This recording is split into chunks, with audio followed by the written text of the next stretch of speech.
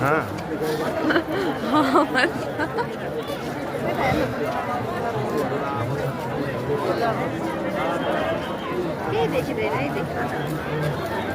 मैले सब देखिरहेको छु, सबको क्याप्चर गरिदिइरहेको छु।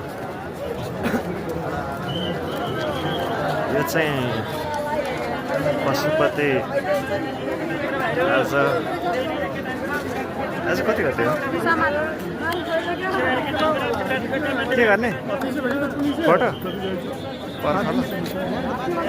भुरीहरू आएर यार खतम खिचिसकेको थिएँ। जाउँ न जाउँ न फेरि एकैचोटि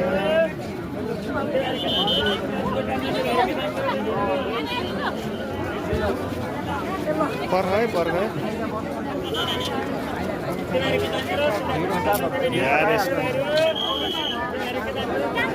जाउँ न जाऊ एकछिन बस न 2-3वटा एकैछिनमा आइहाल्छ अनि फोटो पनि खिच्न भन्छ यार। ओ बालिका बालक फेला परेको सूचना। मम्मीको नाम सङ्गीता परियार बताउने, अन्दाजी 4 वर्षको बालक। उहाँको नाम सन्देश परियार बताउनुहुन्छ। रातो ज्याकेट लगाएको, हरियो लाइनवाला स्वेटर लगाएको, हरियोमा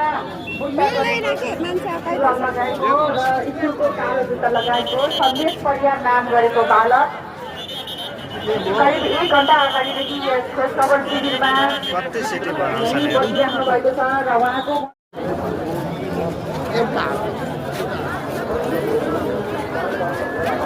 खै त कता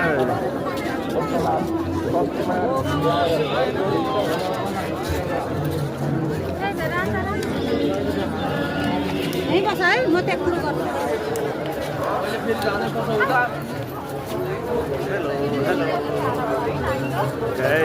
यहाँ चाहिँ खासै भिड चाहिँ छैन पशुपतिमा पनि।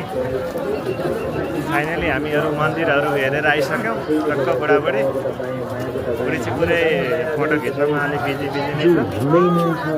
जो आज पशुपतिनाथमा पक्कै पनि दर्शन गर्न लागि आउनुभएको छ। तपाईँले पनि